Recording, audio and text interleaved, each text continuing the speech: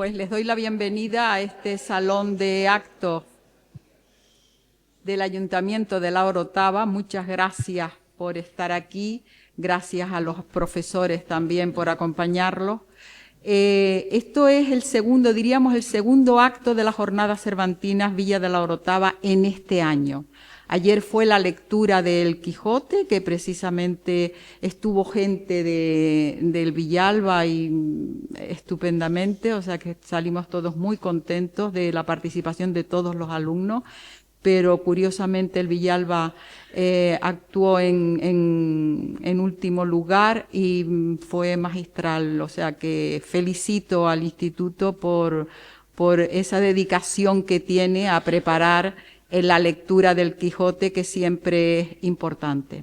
Hoy han sido invitados ustedes a una conferencia que nosotros consideramos capital dentro de las Jornadas Cervantinas, porque trata de ahondar un poco de lo que era Canarias antes del siglo XVI, que es cuando todos sabemos cosas. Entonces, el conferenciante, que es Ricardo González Martín, él trabaja precisamente en el Instituto, en la sección de Archivo Topográfico del Instituto Geográfico Nacional, y él lleva precisamente esta parte. Él ha preparado esta conferencia sobre todo lo que ha aparecido, o sea, a toda la presencia de Canarias en la topografía, en la cartografía general. Entonces, esa va a ser la disertación de Ricardo esta tarde. Me gustaría añadir algo. Ustedes saben que todos los años en el cartel de las jornadas ponemos una frase, una sentencia de las que ha pronunciado el Quijote, y entonces en este año tenemos, cada uno es artífice de su propia aventura.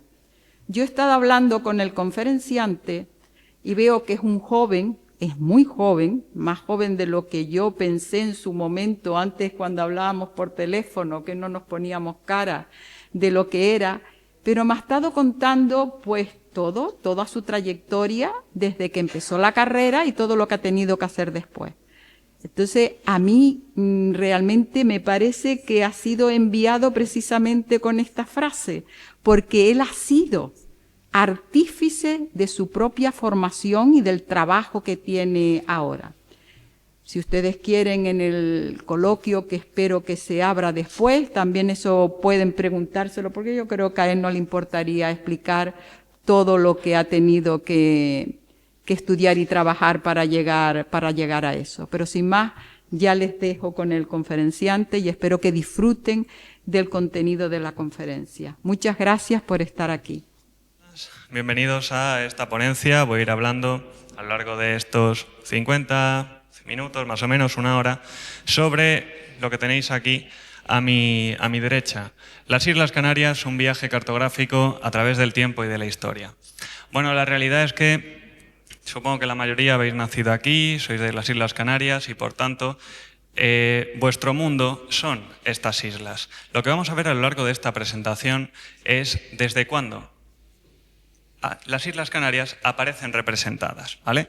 Luego, al finalizar la ponencia, la conferencia, tendréis posibilidad de ver lo que hay sobre esas mesas. Lo hemos traído desde el propio Instituto Geográfico Nacional, desde Madrid.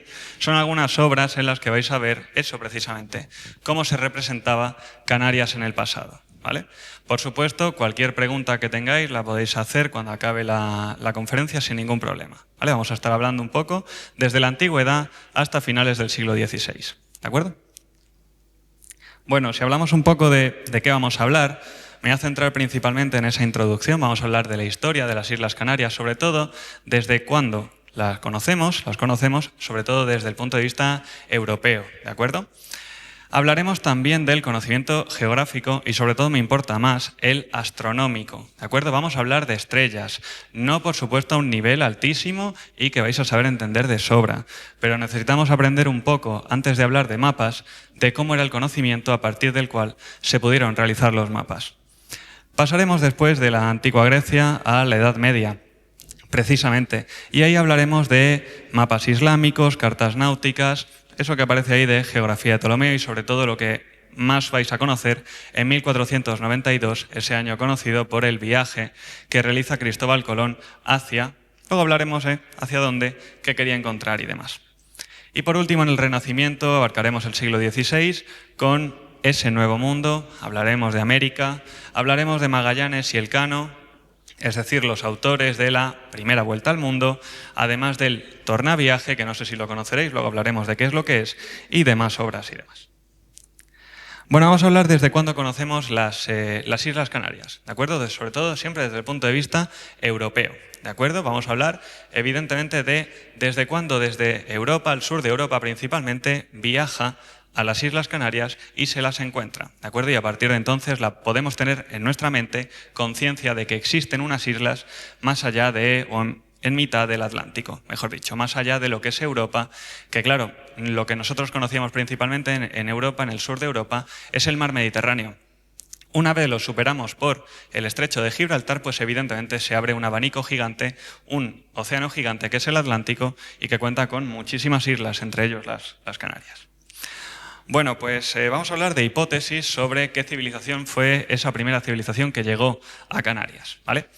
Bueno, la realidad es que hay muchas teorías, hipótesis sobre qué pueblo fue el primero. Empezamos con ese primer punto que dice que Janón el navegante era un cartaginés fantástico, un explorador fantástico, y cuenta en su periplo, más o menos entre los siglos 7 y 4 a.C., cómo él superó el estrecho de Gibraltar, es decir, las que también se llaman columnas de Hércules, y se embarcó a navegar por el actual Océano Atlántico. La realidad es que las corrientes, él por supuesto no sabía nada de esta palabra que acabo de decir, corrientes y los vientos, hacen que de forma natural, uno si se encuentra en la península ibérica, en el norte de Marruecos, y se deja llevar, las corrientes le impulsan hacia precisamente el sur, hacia la costa toda noroccidental de África. Eso hace que de forma natural las primeras cosas que se pueden descubrir, las primeras islas que se pueden descubrir, las primeras tierras, sean, por ejemplo, Canarias, Cabo Verde y demás. Pues en su periplo, Janón cuenta este tipo de hazañas, ¿vale? Algo mucho más fiable todavía, vamos un poquito hacia adelante en el tiempo, es las teorías de Plinio el Viejo, ¿de acuerdo? Plinio el Viejo fue un griego que contó, cita, cómo el rey Yuba II en el 40 a.C., Plinio el Viejo es de un poquito después, del siglo I después de Cristo, recorrió una serie de islas llamadas, a las que llamó Islas de los Afortunados. ¿Os suena lo de las Islas Afortunadas seguro, verdad? ¿Sí? Las Fortunatae Insulae, así las llamó Plinio el Viejo. De hecho, es más, el nombre de Canaria, como tal, fue dado porque en la isla de Gran Canaria debió de haber dos mastines que precisamente están en el escudo, ¿verdad?, de las islas, ¿puede ser? ¿Sí? ¿Os suena esto? Están en el escudo de Canarias y pues debe de ser que dos enviados de Yuba II, de este rey, se cogieron esos dos mastines de la isla actual de Gran Canaria y se la llevaron a Mauritania. No el país actual, sino entonces la actual Marruecos. Aunque quiero he puesto en azul un poco que descubrimientos arqueológicos recientes de hace apenas 10-15 años aseguran que en Teguise, que es una población en Lanzarote, hay restos arqueológicos correspondientes, según pruebas de carbono 14, al siglo X a.C., lo que cambiaría completamente la historia. Hemos hablado desde el 7-4 con Janón el navegante, incluso antes, puede ser que los fenicios estuvieran antes, ¿de acuerdo? Porque crearon, al menos en Teguise, una especie de almacén de exportación. Entendemos que si allí en Lanzarote generaron ese almacén, es porque hay más construcciones que ahora mismo están bajo tierra y que a lo mejor se pueden descubrir en el futuro, ¿vale? Pero hablamos ya entonces de que Canarias, al menos, con ciencia, podemos llegar a tener de 3.000 años desde el punto de vista de Europa. Y ahora bien, vamos a hablar de algo que parece una obviedad, pero bueno, vamos a ver cómo estamos de nivel, sobre todo para hablar después de los mapas. ¿La Tierra es plana o es esférica? ¿Alguien se atrevería a decirlo? ¿Esférica? ¿Sí? ¿Alguien piensa que es plana? ¿No? Hacéis bien. Pues vamos a hablar primero de por qué la Tierra es plana. No, no os asustéis, no vamos a decir nada que no sea cierto. Vámonos en la historia, porque evidentemente sí, a día de hoy sabemos que la Tierra es esférica. Sin embargo, no siempre ha sido así. Vámonos, por ejemplo, al siglo 8 a.C. Vámonos a época griega. ¿Os suenan la Ilíada y la Odisea de Homero? esas obras? Sí. Pues Homero era una de las primeras personas que confió en la planeidad de la Tierra, pensaba que la Tierra era plana, y la describió en sus obras, Ilíada y Odisea, de esa forma. La Tierra es un disco plano rodeado por un océano circular, es decir, la imagen, ¿veis el ratón, verdad? Sí. Esta imagen de aquí, así pensaba que era la Tierra. La Tierra es un disco plano donde este mar de aquí que estoy señalando es el Mediterráneo, esta parte es África, esto es Asia y esto es Europa. A partir de ahí surge un océano gigantesco que no es posible llegar al final, a priori, y con su profundidad. Aquí en esta franja acaba la Tierra. Sobre ella, lo que él hablaba era que se alzaba la llamada bóveda celeste. Aquí tenéis el sol, por tanto aquí la noche. Lo que hablaba Homero en estas obras era que precisamente la Tierra era plana y todo giraba alrededor de ella, saliendo cada día el sol, la luna, las estrellas, los planetas por el este y muriendo por el oeste, en ese movimiento en arco, ¿vale? Aquí tenéis de nuevo Europa en esta imagen central, África y Asia por aquí. ¿Y qué aparece aquí? Aparece el escudo de Aquiles y sobre todo me interesa esta parte que está aquí, el conocimiento astronómico. Aquí está precisamente el dios del sol, ¿de acuerdo? Y luego alrededor de ella se encuentran una serie de elementos. ¿Y qué me diríais si os dijera, aquí hay unos peces, aquí hay una cabra montesa, un toro, querubines, un cangrejo, un león, una mujer gigantesca, una balanza, un escorpión, un centauro, precisamente una cabra, el agua y de nuevo los peces. ¿Os suena estas palabras que acabo de decir que parece que no tienen sentido a algo? Decidlo sin miedo. ¿A alguno se le ocurre? Vamos a hablar de los signos del zodiaco, como los conocéis, o el horóscopo. Los signos como tal, no lo perdéis nunca de vista, si ahí aparecía en el centro Apolo, que es el dios del sol, alrededor de ella, porque también se conocían, si la Ilíada, entended que la escribió un hombre en el siglo VIII a.C. y dibuja esto, es porque se conocían las constelaciones al menos de los signos del zodiaco, ¿de acuerdo? ¿Alguien alguna vez, alguno de vosotros sabe que son realmente estrellas? ¿Puede ser? ¿Sí? A día de hoy nadie las estudia como estrellas, es más, hablamos normalmente de astrología para hablar de esto. No vamos a hablar de astrología en ningún caso, vamos a hablar de astronomía, vamos a hablar de estrellas. Vamos a hablar de cómo estas estrellas se conocían entonces. Es más, hoy 24 de abril estamos dentro del signo de... ¿Alguno lo sabe? ¿Tauro? ¿Puede ser? ¿Sabéis por qué es Tauro hoy? ¿Por qué lleva siéndolo desde más o menos el 20-21 de este mes hasta el 20-21 del mes que viene? Bueno, pues luego lo hablaremos. Tiene un sentido y el único sentido que hay es astronómico, es la única realidad de ese cielo, ¿vale? Pero por supuesto la Tierra no es plana, sino es esférica y por supuesto vamos a hablar de esa primera persona de la que lo habló. Creo que algunos estáis en bachillerato ahora mismo, ¿puede ser? ¿Sí? ¿Habéis estudiado filosofía? Entiendo que habéis estudiado, entre otros, a Aristóteles, ¿verdad? Aristóteles en el siglo IV a.C. es el primer europeo que estipula con evidencias empíricas que la Tierra es perfectamente una esfera, que debe serlo obligatoriamente y desde entonces se trabajó con ello. Es decir, si alguien nos dice a día de hoy que en la Edad Media la Iglesia, quien fuera que hubiera estudiado, pensaba que la Tierra era plana, os ha mentido, porque no se ha pensado eso ni de lejos, ya digo, desde el siglo IV a.C., si se ha estudiado. Primera evidencia de la imagen de arriba a la izquierda, de Aristóteles. Si tú te encuentras en distintos puntos en la Tierra, una misma estrella se ve en una posición distinta. ¿Por qué? Porque la Tierra tiene curvatura. No solamente es un disco plano, sino que tiene 3 dimensiones. Segunda evidencia, y esta la podéis comprobar perfectamente de forma práctica. Si vosotros veis un barco alejarse de la orilla, vais a ver que el barco va desapareciendo poco a poco por partes. Nunca va a desaparecer al completo el barco. Cuanto más alto sea, se ve mejor. ¿De acuerdo? Y lo contrario igual. Si uno va con un barco acercándose a tierra, primero la tierra que va a ver al principio es la tierra más alta. La más baja es la que ve después. ¿Por qué? Porque se va ganando o se va perdiendo.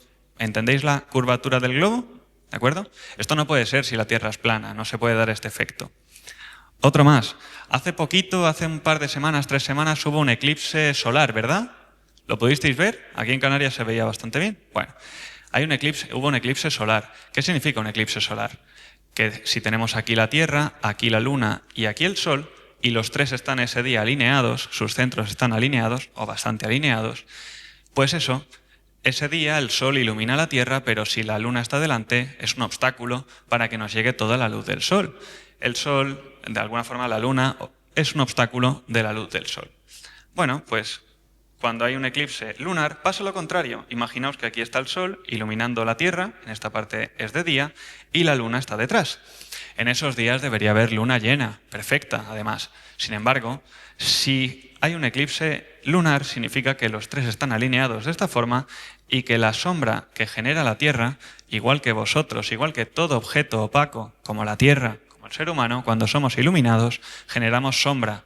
Esa sombra se refleja, o se proyecta, mejor dicho, aquí atrás, en la Luna. Y mirad, en eclipses lunares, esto es lo que observó Aristóteles, sombras de la Tierra proyectadas en la Luna. ¿Veis que siempre es circular la sombra de la Tierra? Porque cualquier esfera, la única sombra que puede dar es una circunferencia. Igual que un cubo, la única sombra que puede dar es un cuadrado. O una pirámide, la única sombra que puede dar es un triángulo. ¿Entendéis esto que acabo de decir? ¿Lo imagináis? Por ese tipo de cosas la Tierra es esférica. Y luego, otra más. Si la Tierra fuera plana no se podría ver lo que aparece en la imagen de la derecha. La imagen de la derecha representa la luna llena que se ve arriba en el norte y abajo en el sur. ¿Veis que es la misma cara de la luna pero que está completamente invertida? Es como si cogierais una y le dierais la vuelta al completo. ¿Lo veis un poco? ¿Por qué? Porque la Tierra es una esfera. Si tú pasas del ecuador hacia abajo, puedes ver los mismos cuerpos celestes, pero los ves justamente al revés. No es posible verlos al derecho. Solamente si la Tierra fuera plana, podrías ver los mismos cuerpos al revés. Pero con la Luna, con los planetas, con las estrellas, con la galaxia, con la Vía Láctea, con lo que queráis, todo es al revés. Porque la Tierra, ya digo, es una esfera. ¿Vale? Voy a pasar esta parte y me interesa más. Vamos a ver mapas, por ejemplo, medievales. Y vamos a ver mapas en concreto islámicos. ¿Vale? ¿Dónde me diríais que está aquí la península ibérica? Y esto es del siglo XII, 1154. ¿Alguno se atrevería a decir? ¿Lo encuentra? ¿Alguna tierra que se pueda parecer a la península ibérica? ¿La veis aquí? ¿Un poco? ¿Lo podéis ver? ¿Sí? Genial. Ahora bien, ¿por qué en un mundo que representa solamente Europa, África, que es esta parte de aquí arriba, y Asia, esto es Arabia, para que os hagáis una idea, ¿vale? Aquí está, esto es Italia, ¿vale? Esto es Grecia, Turquía debería ser esta parte, mejor o peor dibujado. ¿Por qué la península ibérica aparece al revés? Bueno, pues porque los árabes utilizaban una disposición de los mapas contraria. Este mapa, si lo giráis, evidentemente queda con España hacia arriba, en esa parte a la izquierda y demás. ¿Por qué? Porque este mapa cuenta con lo que se llama orientación sur. ¿Qué es la orientación sur? Bueno, la orientación de un mapa es conforme, aquí lo voy a ir haciendo, ascendéis la vista, os dirigís en este caso hacia el sur. Eso es orientación sur. La orientación de un mapa es conforme uno asciende la mirada en un mapa, se dirige hacia una cierta dirección cardinal. La orientación sur, aquí lo veis, es lo contrario a lo que estamos acostumbrados. En Europa, sobre todo, utilizamos la orientación norte, gracias a, luego hablaré de él, un personaje en la antigua Grecia llamado Claudio Ptolomeo. ¿Vale? Pero los árabes, como veis, utilizaban una orientación distinta, no tenían por qué seguir las doctrinas de, en este caso, un griego. ¿Por qué? Porque, ya digo, eran también fantásticos cartógrafos y por tanto decidieron tomar otro camino. Pero ni de lejos este mapa es incorrecto. Y este es el mejor mapa de la historia de Europa en la Edad Media, en 1459. De nuevo, aquí está, yo creo que se ve incluso mejor aquí. ¿Veis la península, verdad? Sí. Pues ya está mucho más formada, esto es de 1459. Aquí está África y aquí está Asia como tal. Como siempre, de nuevo, al revés. ¿Por qué? Porque aunque el autor de este mapa fue un monje en Venecia, veneciano, tomó los datos, tomó las doctrinas cartográficas de, sobre todo, los árabes que utilizaban, como habéis visto, ese mapa con orientación sur. En concreto, si hacemos zoom, y ya vamos a ir a ver cartografía de Canarias, vamos a ver esto de aquí. ¿Lo veis un poco? Sí, al revés, pero con la misma orientación. Lanzarote, Fuerteventura, Gran Canaria, Tenerife, La Gomera, Fero, la Isla del Hierro, ¿de acuerdo? Y Palma, La Palma, ¿de acuerdo? En 1459, como veis, un autor en Venecia, en Italia, por supuesto sabe de la existencia de estas islas, porque, recordemos al principio, las conocemos al menos desde los Janón cartaginés en el siglo entre 7 y 4 a.C., o al menos desde Yuba II en el 1 a.C. Entended que en el 15 después de Cristo, por supuesto, que contamos con ellas en nuestros mapas, ¿vale? Un poquito más, vamos a hablar de cartas náuticas. Bien, esta de aquí, de 1375, si el anterior mapa que habéis visto es de 1459, vamos hacia atrás un poquito en el tiempo, vamos a ver cartas náuticas. Pues precisamente, aquí, salvo precisamente la isla de La Palma, las otras 6 están descubiertas. Es más, cuando se hizo este mapa también estaba descubierta la isla de La Palma, simplemente no se incluyó porque seguramente quien hizo este mapa no tenía toda la información sobre las Canarias, pero que se conocía de sobra. Y en este también, aquí vuelve a aparecer La Palma, este es de 1450, aparece de nuevo la isla de La Palma. Ahora bien, voy a hablar de un plano general, sobre todo a lo mejor de este que se puede ver bien. ¿Veis la cantidad de líneas que hay? A lo mejor se ve aquí mejor. Todas estas líneas que hay alrededor del mapa, ¿las veis? Son las llamadas rutas oceánicas, los llamados rumbos. Así era como se navegaba entonces. ¿Por qué digo entonces? Porque a día de hoy nadie tiene que guiarse ni por la brújula ni por las estrellas para navegar, porque tenemos encima de nosotros girando alrededor continuamente lo que son los satélites. Utilizáis Google Maps, ¿verdad? ¿Sí? ¿Qué es Google Maps? Una aplicación que te dice la posición en tiempo real y te muevas hacia donde te muevas, te dice hacia dónde vas. Esto en la época de los descubrimientos, en la época de las grandes navegaciones, no era posible porque, entre otras cosas, no había satélites. Y por tanto, las referencias para orientarse eran otras muchas, muy distintas. Por ejemplo, todos los días por el este, lo que he mencionado antes, sale él, ¿lo sabéis de sobra? Decirlo, no pasa nada. ¿Él? ¿Qué sale todos los días por el este? El sol. Y muere por el oeste. Le pasa lo mismo, no tan claro, a la Luna, pero también a las estrellas y a los planetas, ¿de acuerdo? Si tú viajas, imaginaos un día que cogéis un barco por la noche y viajáis en la dirección en la que sale el sol, estáis viajando hacia el este. Si viajáis en sentido contrario al que sale el sol, estáis viajando hacia el oeste. Si dejáis el sol a ciertos lados, iréis hacia el norte o hacia el sur. Es decir, el sol es una fantástica estrella que por su cercanía vemos cómo se mueve, y por tanto podemos entender hacia dónde estamos navegando. ¿Entendéis un poco? ¿Sí? Aparte, las estrellas de, lo que decía antes de los signos del zodiaco, son estrellas que identificamos muy bien desde, como veis, al menos el siglo VIII a.C., porque siguen al Sol. Es decir, hoy, ¿por qué 24 de abril hoy estamos dentro del signo de Tauro? Y desde el más o menos 20-21 de este mes hasta el 20-21 de mayo. Bueno, pues porque la realidad es que hoy, cuando comience la noche, hoy va a anochecer más o menos ¿sobre qué hora? ¿9 de la noche, pongamos? ¿9 y algo? Significa que si vosotros hoy miráis hacia el oeste, es decir, allá, las estrellas que deberíais encontrar en el horizonte, si se viera hoy el cielo, que ahora ha salido un poco el sol, esto cuando está nublado es imposible, deberían ser las del signo del zodíaco en el que nos encontramos hoy. Es decir, hoy hacia el oeste, cuando empiece la noche, tras ponerse el sol, se verían las estrellas del signo del zodíaco en el que nos encontramos. ¿Por qué las conocemos? Pues porque nos servían para navegar. Los grandes navegantes de la historia han utilizado siempre tanto la brújula, desde los siglos entre 10 y 11 después de Cristo en Europa, como sobre todo las estrellas desde, como veis, muchísimo antes, porque las estrellas son una fantástica herramienta para orientarse en la Tierra. Si tú identificas unas estrellas en el oeste, identificas entonces sur, norte, este y demás, y puedes navegar con cierta precisión. Bueno, vamos a la geografía de Ptolomeo.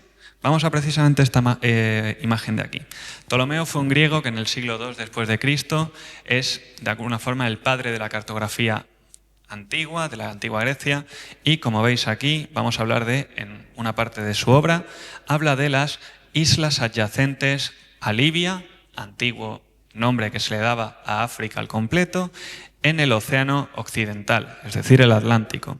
Bueno, aquí veis Fortunatae Insulae, ¿lo veis? ¿Verdad? Y por tanto aparecen las 6 que definió Ptolomeo.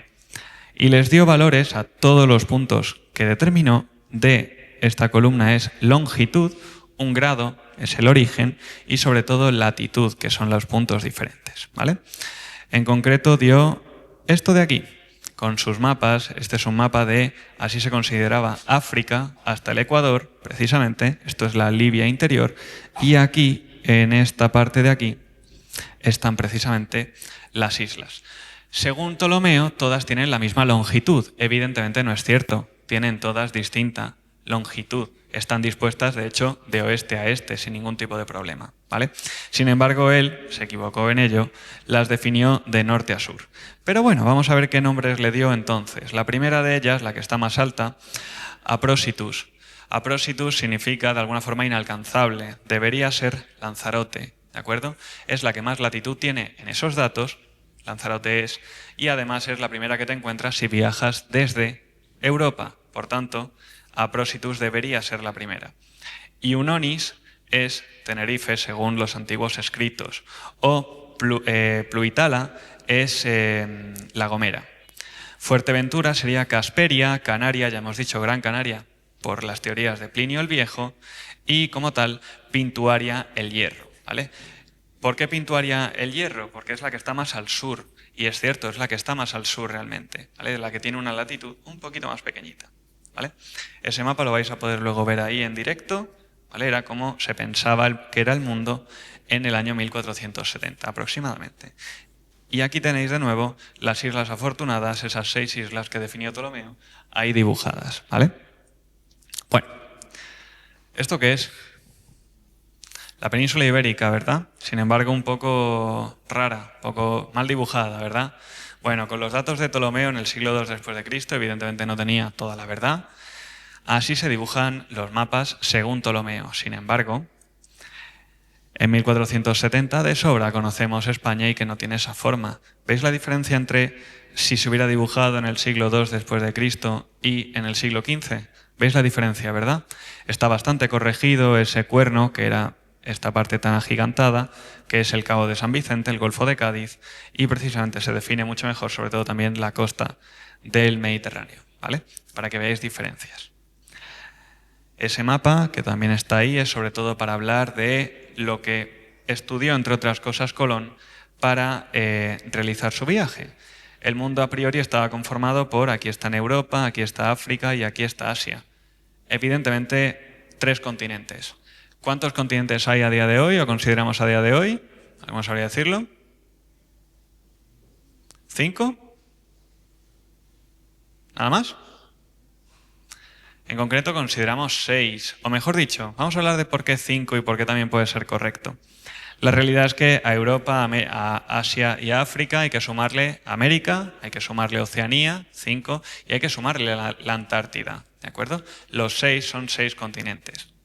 ¿Cuál es la cosa? Que pueden ser 5 también. Si fusionáis el nombre de Europa y el nombre de Asia en uno solo. Si decís Eurasia, es correcto también, ¿vale? Es decir, pueden ser 5 separando Europa y 6 separando Europa y Asia, o 5 fusionando en Eurasia, ¿vale? Y vamos ya a lo que es más importante de esta ponencia, que es hablar un poco de el viaje de Colón y las grandes navegaciones. Bueno, en 1492 Cristóbal Colón, sabéis de sobra, que realiza un viaje hacia, ¿alguno sabe dónde iba? A América, ¿no? Hacia Asia. ¿Y qué iba buscando? Especias, eso es, iba buscando pimienta negra, nuez moscada, clavo, canela, que seguro que habéis consumido o consumís de forma habitual. Esas se encontraban solamente, nacían de plantas, cuyo producto eran esas especias. Esas plantas solamente en ese momento de la historia, finales del siglo XV, nacían y crecían en el sur-sudeste asiático, ¿de acuerdo? Y para allá se encaminó. A priori, tener la referencia, este mapa es de 1489. A priori el mundo es así. No hay nada más que Europa, que Asia y que África. Es decir, si tú empiezas desde aquí, desde España, desciendes a Canarias y luego vas dando una vuelta al globo por aquí, la otra cara de la Tierra sería todo océano, por decirlo de alguna forma, ¿vale? Lo vamos a ver ahora. Pero a priori puedes hacerlo. Pues eso, el 3 de agosto de 1492 se embarcó en una misión de navegación en la que él quiso desde Palos de la Frontera en Huelva bajar a Canarias y desde ahí, guiado por la brújula y por las estrellas, continuar hacia el oeste del globo para dar una vuelta casi al mundo, por decirlo de alguna forma, y llegar a Asia por el otro lado, ¿de acuerdo? Por la ruta contraria a los portugueses. Sin embargo, 2 meses y medio después, más o menos, de empezar la navegación, se encuentra con la isla de Guananí, ¿de acuerdo? En el actual archipiélago de Bahamas. En sus 4 viajes acabó descubriendo sobre todo las islas del Caribe y un poco de la costa de México. ¿Vale? Vamos a verlo tranquilamente. Bueno, este globo de 1492 es el primer globo que se dio en la historia de Europa y que, aquí lo vais a ver, si le damos vueltas, aquí tenéis el enlace, lo podríais ver tranquilamente luego si veis nuestra página web. Aquí veis las caras del mundo según este globo. En 1492, sí, esto es Europa, sí, esto es África y por aquí está Asia, es decir, esta parte sigue por aquí de Asia y aquí comenzaría lo que conocemos como Pacífico. Esta isla, esta final de tierra que hay por aquí, sería Japón, que es esto mismo de aquí, y como veis el Pacífico seguiría, hasta que aquí te vuelves a encontrar con España y África. Es decir, Colón estudió, y además este globo no lo hizo él, este lo hizo un alemán llamado Martin Behaim, que entre otras cosas, la Tierra, por supuesto que es una esfera, pero que si tú partes desde Europa hacia el oeste, haces este viaje y no hay nada de tierra en medio entre Europa y Asia, y África, perdón, y Asia por el otro lado. Es decir, si tú consigues sortear este gran océano, tú puedes llegar a Asia desde Europa sin ningún problema, porque a priori es lo que era correcto. Sin embargo, eso es lo que va a pasar, que en 1492, con cartas náuticas como esta, porque esta la hizo el propio Colón seguramente, os voy a comentar ahora que conocía a Colón. Se dirigió hacia el oeste y para ello se guió de la brújula y de las estrellas. Y ahora os voy a decir alguna cosa que a lo mejor os choca mentalmente, os debería a lo mejor al menos. Para Colón, la Tierra, aquí está África, aquí está Europa y aquí está Asia, es el centro del universo. Y alrededor de ella giran en órbitas circulares la Luna, Mercurio, Venus, Sol, Marte, Júpiter, Saturno, esfera octava, que debería ser Urano, y esfera nona, que debería ser Urano y Neptuno. ¿He dicho algo que os haya chocado la mente? ¿La Tierra es el centro del universo? ¿Qué lo es? Al menos, bueno, no del universo, del sistema solar, al menos es él. ¿Y todo gira sobre la Tierra? ¿O es al revés? ¿Salvo la Luna? No, ¿verdad? Todo gira alrededor del Sol. Pero en este momento todavía no existía esa persona que estipuló lo contrario, Copérnico. Si os suena Copérnico, entre este mapa y Copérnico pasan todavía 50 años. Hasta 1542 no subimos su tesis. Pero así pensaba que era el mundo o el universo el propio Colón, porque así lo pensaba Ptolomeo en el siglo II después de Cristo. Lo que me interesa más, he puesto aquí en estas estrellas que también giran alrededor. De nuevo, aquí aparece la palabra Copérnico, Capricornio, Acuario, Piscis, Aries, Tauro, Géminis, Cáncer, Leo, Virgo, Libra, Escorpio, Sagitario y de nuevo Capricornio. Es decir, si Colón tenía en sus mapas, en sus cartas náuticas, precisamente esas estrellas es porque las conocía de sobra y le servían para orientarse junto con la brújula. ¿Por qué utilizar las estrellas? ¿Cuándo se ven las estrellas? Pues evidentemente de noche. El sol te vale mientras es de día, la brújula te vale todo el día, pero por la noche, ¿qué te vale? Ya no el sol, pero sí te sirven incluso puntitos brillantes en el cielo que son todavía incluso más fiables que el propio sol, ¿de acuerdo? Son las estrellas. Bien, Colón realiza un viaje y llega más o menos a estas islas de por aquí. Voy a agrandar esta parte del mapa, ¿vale? Aquí está esta isla es Cuba, esta es la Española, llega un poquito por el norte, más o menos aquí, a la actual Bahamas. Pues sí, desde Canarias, que se encuentra aquí, que están además perfectamente dibujadas, con una brújula y guiado por las estrellas, hace este camino para llegar hacia el oeste y acaba llegando a esas islas que conocemos como Islas del Caribe. Lo que pasa es que él no interpretó que había llegado a un continente nuevo, interpretó que había llegado a Asia realmente, que había cumplido con casi todo el viaje propuesto. ¿Y por qué? Bueno, pues porque cuando llegó, Colón no era evidentemente un ignorante, al revés. La primera evidencia de por qué tuvo que llegar a Asia. Se encontró con humanos. Parece algo absurdo lo que acabo de decir, ¿verdad? Pero reforzaba las teorías de la Biblia. No sé si os habéis leído la Biblia. Tranquilos, yo no. Alguna parte sí, pero yo no, entera. Lo que sí que quiero deciros es que la Biblia habla de algo que seguramente sí conocéis, el diluvio universal. ¿Os suena el arca de Noé? Sí, ¿verdad? ¿Un poquito? Genial. El arca de Noé o el diluvio universal es narrado en la Biblia.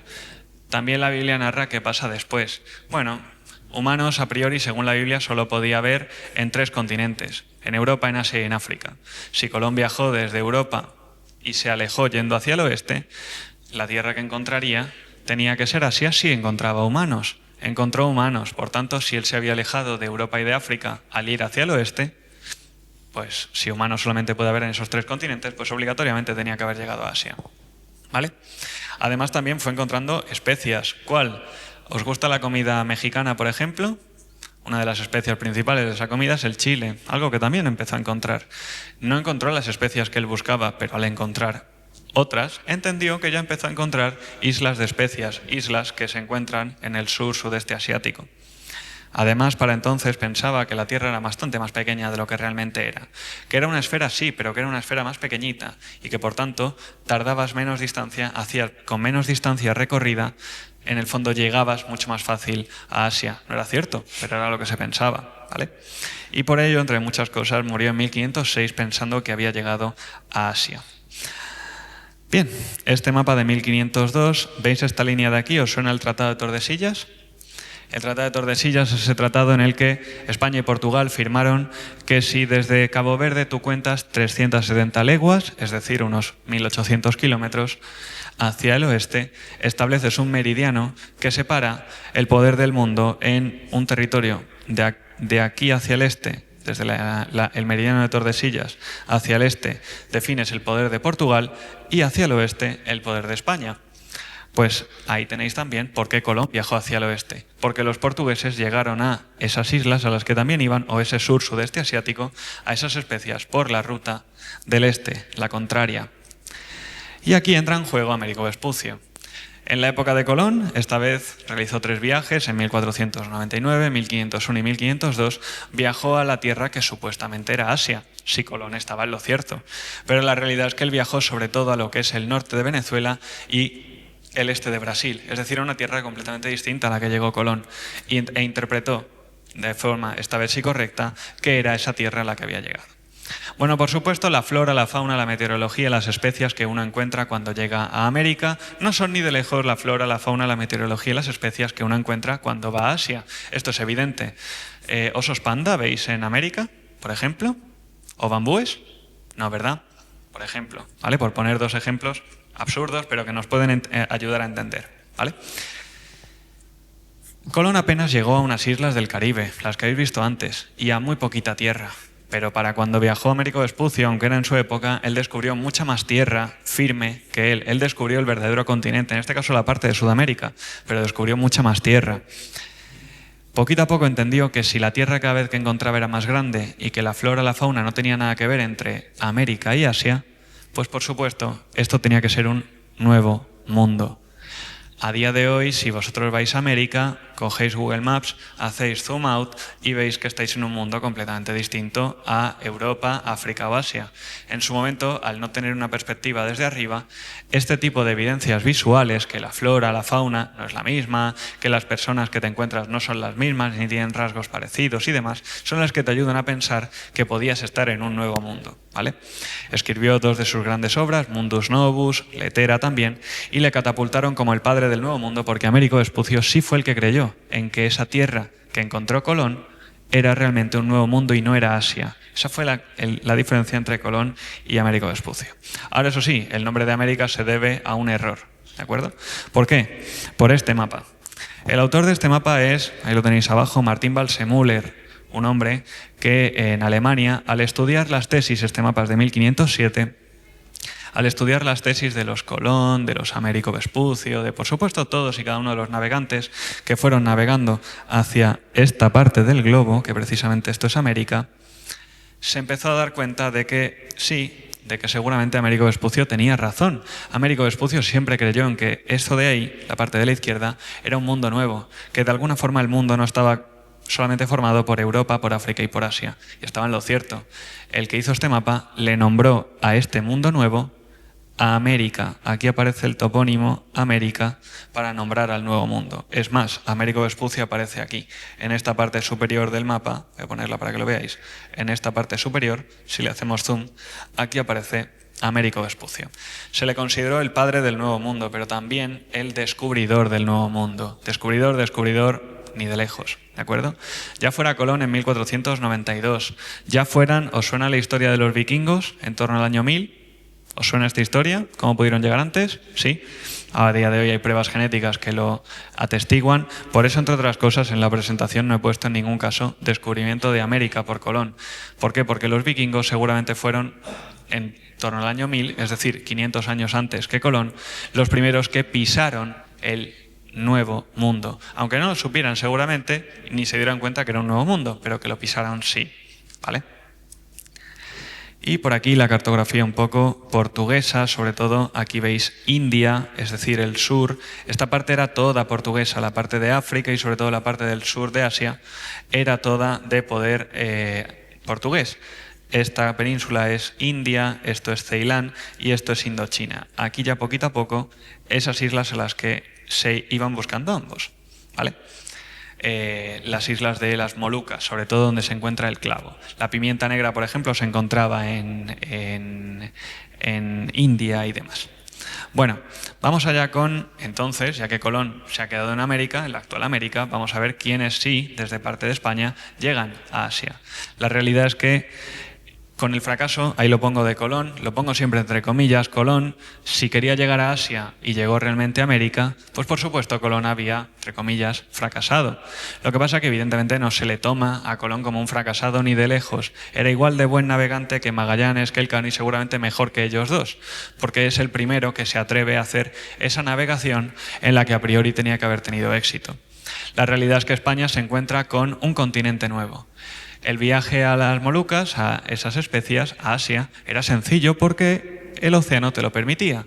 Sin embargo, no se contaba con América y América actuaba como un obstáculo. Por tanto, había que esquivar ese obstáculo. Es entonces cuando Magallanes entra en escena y plantea hacer el siguiente viaje en 1519. Lo primero, voy a esquivar América viajando hacia el sur para ver si consigo esquivar América al completo.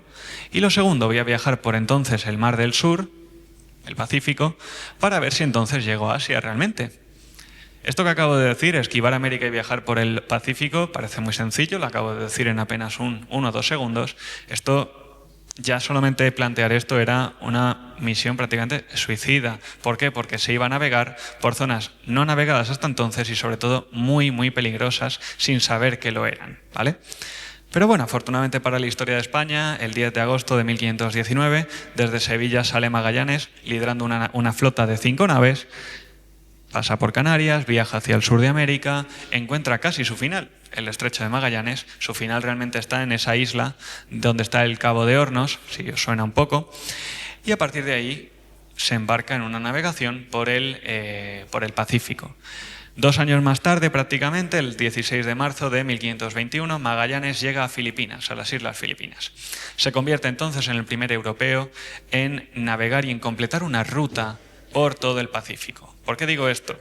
Bueno, cuando uno supera el Estrecho de Magallanes, se embarca por una navegación por el Pacífico. Magallanes es el primero entonces que hace eso. Pero no solo eso. Magallanes, además, a la primera consigue cruzar el mayor de los océanos, ¿vale? Y se convierte en el primero en navegar con éxito.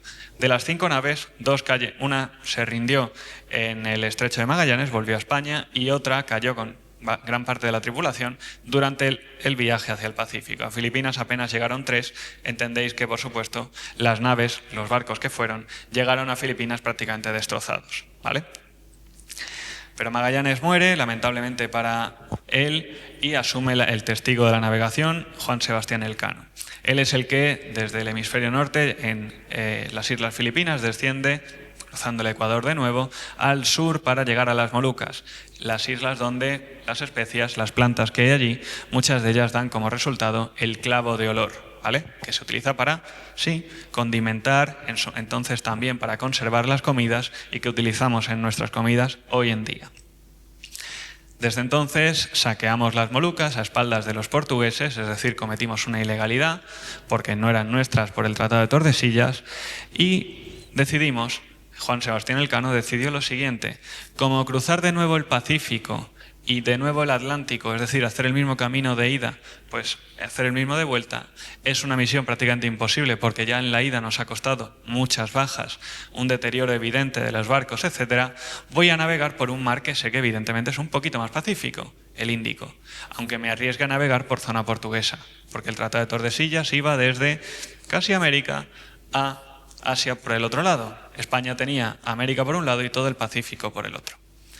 Se arriesgó, estuvo 5 meses desde Molucas hasta llegar a Cabo Verde sin pisar tierra, es decir, solamente viendo, imaginaos lo que es navegar solamente en todo vuestro campo de visión, solamente agua, y confiar en la brújula y en las estrellas para que te guíen y puedas llegar a una tierra concreta. Tuvo suerte, todo esto evidentemente entra mucho en juego la suerte, pero llegó a pisar las islas de Cabo Verde, que por supuesto no eran españolas y España no podía estar allí. Afortunadamente no nos pasó a todos los que estaban allí nada, el Cano pudo llegar con 18 tripulantes. Solamente llegó una nave de las 5 que partieron y solamente llegaron, aquí lo veis, 18 personas de las 250 que empezaron, para que os hagáis una idea de cuán difícil es dar una vuelta al mundo. Pero sí, se dio por tanto una primera vuelta al mundo, se dio por primera vez que si tú viajas en un mismo rumbo, hacia una misma dirección, hacia el oeste continuamente, como la Tierra es una esfera, que hemos dicho al principio, es una prueba física de que, claro, si tú das una vuelta en barco, también en avión a día de hoy, la Tierra es una esfera, ¿de acuerdo? Si fuera plana, si tuviera, imaginaos que fuera como esta mesa, que tiene un inicio y un final, aunque está rectangular, pero imaginaos que fuera un círculo, si tú viajas continuamente hacia el oeste del globo, en algún momento te vas a encontrar con un final, ¿verdad? ¿Entendéis esto? Solamente si es esférica tú puedes darle la vuelta al completo. Otra prueba más de que, por supuesto, lo es. Aquí tenéis un mapa que hizo un compañero de donde trabajo, el Instituto Geográfico Nacional, donde se describe paso por paso cuál fue cada una de las paradas o cada una de las experiencias a lo largo de estos 3 años de navegación, de 1519 a 1522, ¿vale? Sobre todo haciendo zoom en este estrecho de Magallanes y aquí, esta isla gigante es Borneo, estas son las Molucas y demás, y aquí arriba en esta parte norte están las Islas Filipinas, ¿vale? Lo recomiendo mucho. A partir de aquí, claro, vamos a pasar todo esto, sí. A partir de aquí se plantea lo siguiente. Bueno, hemos dado la vuelta al mundo. Lo que pasa es que hemos navegado por una zona que no puede navegar España porque el Tratado de Tordesillas impide que se navegue por allí. Lo que hizo en el fondo, y lo podemos decir entre comillas, hablando tranquilamente, el Cano fue una ilegalidad. ¿Por qué? Porque navegó por una zona que no era la que le correspondía a España. Se saltó de alguna forma el Tratado de Tordesillas y completó una vuelta al mundo. Pero lo que se debía de hacer en ese momento, lo que se tenía que hacer, era viajar por la ruta, de nuevo por la misma que habíamos ido, por la misma vía que volver. Y es entonces cuando, a mediados del siglo XVI, surge, ya bastante más tarde de la vuelta al mundo, el llamado tornaviaje. El tornaviaje hace referencia a la palabra tornaviaje a cualquier viaje de regreso. Si España había ido cruzando de norte a sur el Atlántico y todo el Pacífico hasta llegar a Filipinas, ese mismo camino de vuelta había que hacer justo al revés para volver a España. El tornaviaje de Filipinas supuso el establecimiento de la ruta conocida como Galeón de Manila, Galeón de Acapulco o la nao de China, llamadlo como queráis, generalmente Galeón de Manila. En Manila, en Filipinas, en el sur, sudeste asiático, no solamente había especias, que al final acabamos cultivando en Europa, sino que también había una serie de mercancías, como eran sedas, porcelanas, té, lo que fuera, que también interesaba traer porque no había en Europa. Pues eso había que cargarlo en flotas, en barcos, con la flota de las Indias, viajar ahora ya sí, para respetar el Tratado de Tordesillas, por el Pacífico y luego ya de nuevo por el Atlántico hasta volver a Europa. ¿Quiénes ya fueron artífices de este proceso? Legazpi, Urdaneta, Arellano son los personajes que trabajaron en este proceso del tornaviaje y a los que gracias a ellos empezó la llamada globalización. Es el primer paso hacia la globalización como tal, es decir, a conectar todos los continentes entonces conocidos. Por cierto, no he hablado nada de Australia, nada de Oceanía, ya no digo de la Antártida. Voy a hablar solamente hasta el siglo XVI, porque es el orden en el que se descubrieron de ellos, ¿vale? No puedo hablar todavía nada de Australia, aunque os parezca que Australia está muy cerca de esta parte del globo, que lo está, ¿vale? Pero no puedo hablar nada porque en mapas no se representa concretamente ello hasta el siglo XVII. ¿Cuál era el viaje? Partir de Filipinas, cruzar el Pacífico aprovechando las corrientes, esa palabra que la utilizo, pero siempre de forma experimental, nunca entendiéndolas, para llegar a la costa occidental de América. El de Arellano fue un viaje entre Mindanao, una isla de Filipinas, y Jalisco, México, y el de Urdaneta un poquito más tarde, en el mismo año de hecho, desde Cebú, otra isla de Filipinas, hasta Acapulco, otra ciudad, otra zona de México como tal, ¿vale? ¿Cómo se viajaba? Pues así. Si este es el Pacífico entero, aquí está América, este mapa es de 1590, una de las mejores descripciones del Pacífico. Aquí está Filipinas, por tanto, y esta línea de aquí que veis es el Ecuador. Filipinas se encuentra aquí en el norte.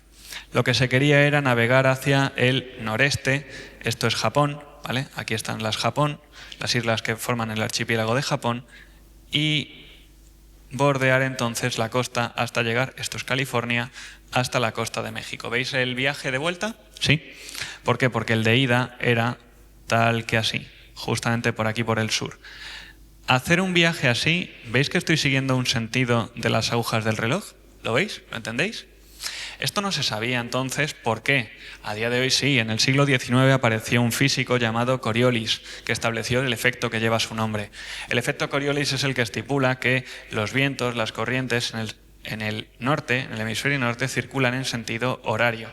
Para hacer este viaje, si vas hacia el norte desde Filipinas, llegas fácilmente a América. Y si haces desde América, viajando en esta ruta de aquí, viajas más fácilmente hacia Filipinas.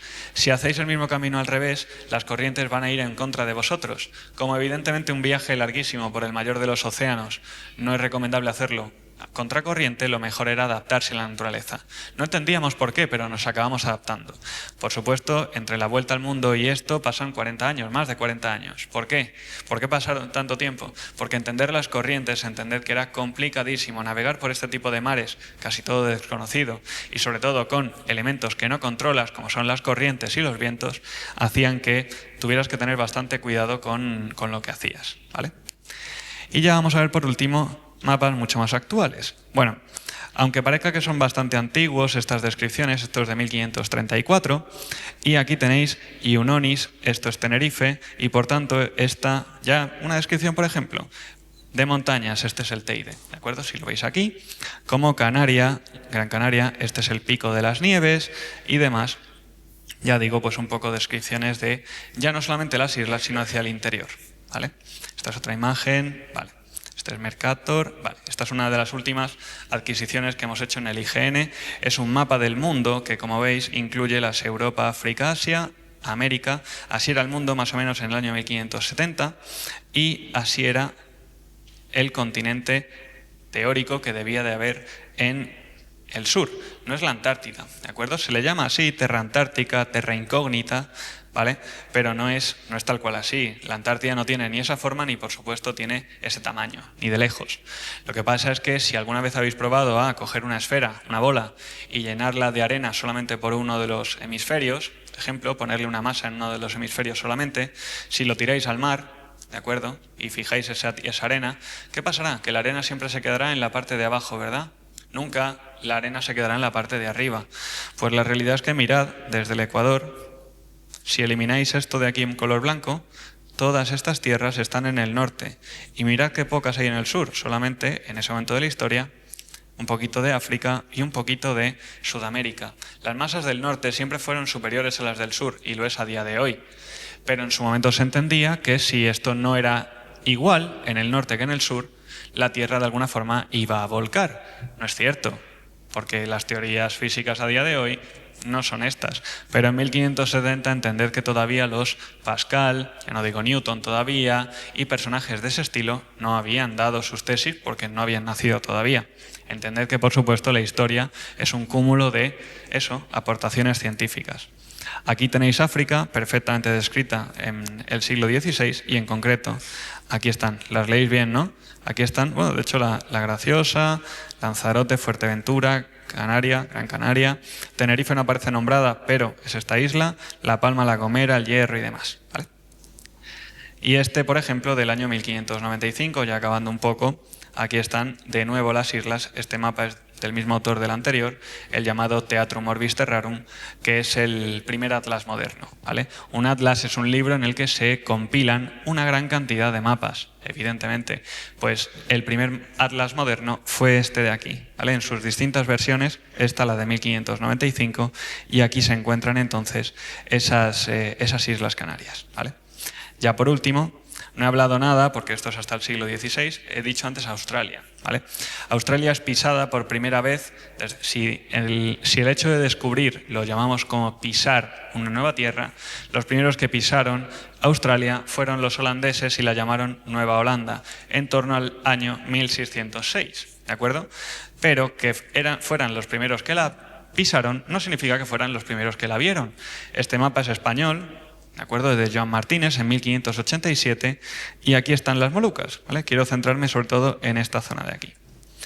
Al sur de las Molucas, a unos 1.500, 1.000 kilómetros más o menos, se encuentra uno de los picos, este que es el que se debió de dibujar, de la isla más grande del globo, Australia. Es decir, si un español dibujó en 1587 el contorno de cómo era una tierra que había al sur, Australia, significa que conocimiento, al menos los españoles, los portugueses de sobra también, antes de que la pisaran los holandeses, teníamos, sin ninguna duda, pero no la pisamos, por tanto no reclamamos y no la dibujamos correctamente o muy definidamente en nuestros mapas, sino eso ya lo hicieron sobre todo los holandeses a partir del siglo XVII, ¿vale?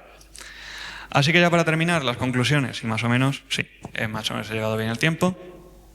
La importancia de Canarias en la historia, todo esto era para ahondar en lo importante que ha sido Canarias en la historia. Por supuesto, si nos fiamos de esos yacimientos arqueológicos de los que hablábamos al principio, en al menos Tenerife, que sepamos a día de hoy, seguramente haya más, al menos Canarias tiene 3.000 años de historia a contar desde hoy hacia atrás, desde el siglo X a.C., al menos la conocemos, porque los fenicios, que en ese momento, en el siglo X a.C., controlaban todo el dominio en cuanto a navegación en el Mediterráneo, puede ser que con estos yacimientos fueran a otras islas, ¿de acuerdo? Para el padre de la cartografía, Claudio Ptolomeo, en el siglo II después de Cristo, pasó más tiempo, pero fue el origen de longitudes. Hemos visto cuando estaban, os recordáis, en vertical, ¿verdad? Las islas, toda la misma longitud. Desde entonces hacia el este se definían los mapas. Canarias fue, de alguna forma, el extremo por el oeste del mundo conocido, de las Europa, de Asia y de África. Por supuesto, fue un lugar de paso para Colón, unas islas de referencia. El Teide es la mayor altura de España, entre otras cosas, pero no solamente es la mayor altura, es un volcán, un monte lo suficientemente alto como para que también sea una referencia para cualquier navegante que se acerque a unas islas como son las Canarias, ¿vale? Por supuesto, fue la primera parada que hizo Magallanes al empezar la que a la postre sería la primera vuelta al mundo. 5 días estuvo en Tenerife, en escala, tras partir desde Sevilla. Y luego, por último, esta asociación, de hecho, a la que pertenece Maribí, que es la persona que me ha invitado a estar en esta ponencia, se llama Alisios. Los vientos alisios son vientos que afectan en gran parte a las Islas Canarias. Bueno, pues el análisis de los vientos dio a la postre interpretaciones correctas de cómo funcionan los vientos y las corrientes. Lo que os he dicho lo voy a dibujar para vosotros, el sentido horario de la corriente, ¿de acuerdo?, es gracias en el hemisferio norte a interpretaciones, por ejemplo, en Canarias. Es decir, Canarias no solamente ha sido un lugar de paso estratégico para navegaciones importantes, sino que nos ha ayudado a entender muchísimas características que ocurren en la Tierra, ¿vale? Por supuesto, otra más, lo del cielo y las estrellas que decíamos al principio. A día de hoy, por ejemplo, lo trasladamos a día de hoy. A día de hoy el cielo que se puede ver en Canarias es mucho más claro, mucho más nítido que el que se puede ver en la península. Es decir, Canarias a día de hoy sigue siendo un valor fundamental. El Instituto Geográfico Nacional, que es la institución a la que pertenezco, tiene aquí un observatorio, ¿de acuerdo? Tenemos el Centro Geofísico de Canarias para cualquier actividad geofísica, es decir, terremotos, volcanes. No os voy a hablar mucho más sobre el tema porque entiendo que estáis muy familiarizados, pero que como tal tenemos en Canarias una oportunidad única, no solamente también biodiversidad, hay flora, fauna, solamente que nace en este tipo de islas del Atlántico, porque evidentemente el clima en el que se encuentra Canarias no es un clima habitual en la península por estar a más grados de latitud. Es decir, Canarias es un lugar importantísimo para actualmente España, pero que lo ha sido, como veis, a lo largo de la historia, porque ha sido referencia al menos desde hace 3000 años. Y eso era lo que queríamos comentar en esta ponencia. Así que nada, muchas gracias por haber escuchado y ahí tenéis mi correo electrónico aquí a la derecha por si alguno quisiera esta presentación, yo se la puedo pasar encantado, ¿vale? Otra cosa, a lo largo de los mapas ha aparecido en todos los mapas esto al final, que parece un poco raro, 912.364, son las llamadas signaturas de estos mapas, ¿vale? Todos estos mapas, o la mayoría que os he presentado, si tienen esa numeración o esos símbolos alfanuméricos raros, significa que los tenemos escaneados y estas imágenes se pueden todas descargar. Si alguno algún día tiene que hacer algún trabajo o lo que sea, y no solamente de Canarias, por supuesto de muchos más, es más, esto no es de Canarias, esto es del mundo, que sepáis que en nuestra web os podéis descargar todos y cada uno de estos mapas y por supuesto entended que hay muchísimos más, ¿vale? Por si esto os ayuda de cara al futuro. Así que nada, yo ya me callo, muchas gracias por haber escuchado.